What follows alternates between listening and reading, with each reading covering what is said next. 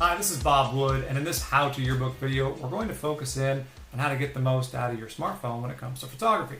So you can get some really nice shots with your smartphone. So don't think just because you have a smartphone that your shots aren't going to be good enough. But you do need to follow some basic rules to try to get the most out of it.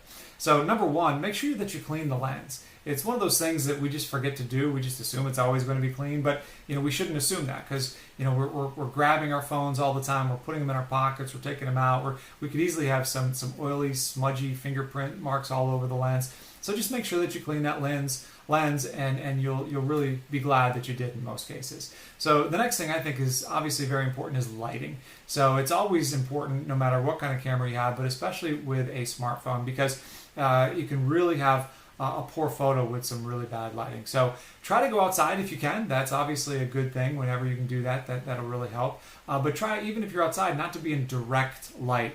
That direct, harsh light can create some shadows, and it can actually make some imperfections on your subject amplified if you've got that going on. So go to more of a shaded area where you've got that indirect light, and it'll really help you.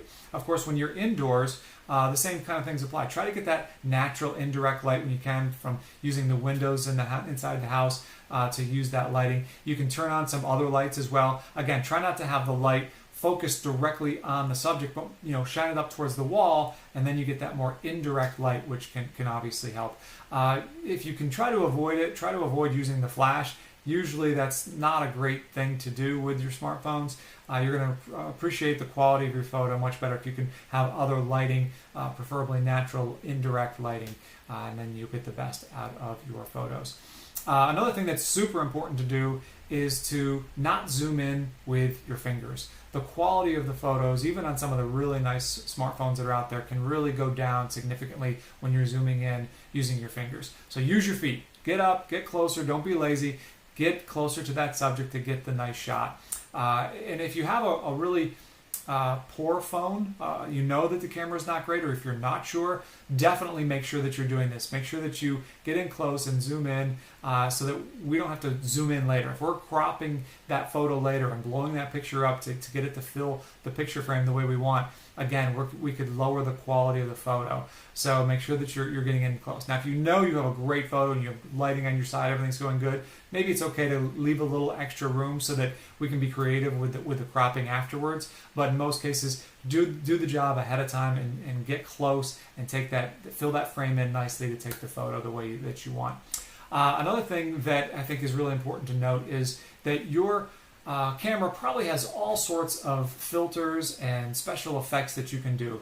Please avoid these. Don't use those filters and those special effects. The only exception to this rule is if you're forced to take some portraits. If you are taking a portrait, then the one feature that can be nice is where you can blur out the background. So like portrait mode or live focus, depending on the camera that you have, the phone that you have, that can be a feature that can give you a really nice look when you're taking a portrait where that background's blurry.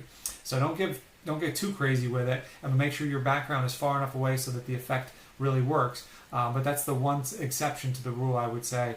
That's the one time you can use one of those special features or filters on your phone. Now, the rest of the rules really apply to just the composition. So we've got other videos that go into much greater detail about this. But regardless of the phone that you have or the camera that you have, the most important thing is just making sure that you're doing a good job with your photo composition. So what do I mean by that? So rule of thirds is one of the rules. So you've got the kind of the tic-tac-toe board that you kind of have over your viewfinder, and you want the action to be on the lines, or more specifically where those lines intersect. Lines and leading lines and curves where your attention is being drawn to the subject because of the way the lines are focusing in and bringing that focus right to the subject. Having some repetition or a break in repetition is always a good thing. Having a nice framing is nice. What I mean by framing is where you have things in the foreground or the background that help tell a greater story, give some more perspective about what's happening with that particular photo. So that can always be a good thing. And the number one rule I would say of all is giving people a perspective that they're not used to. So get that weird angle, get really low, get really high, find that different view that people aren't used to seeing. We're used to seeing things from if we're standing, somewhere between I don't know, 4 to 6 feet roughly, right? If we're sitting, maybe just a little lower than that. So we all see the world from that perspective, and we're used to seeing things. So you can take a great shot, but it's kind of boring because we're used to seeing that shot. You get on the ground and you get really, really, really low and you take that shot. Wow, that photo is amazing. People are going to really love it. All you did was give them a view that they're not used to seeing. So that's really the number one rule that you can consider when you're taking your photo. So hopefully this video has been helpful for you and gives you some things to think about as you're using your smartphones to take pictures this year.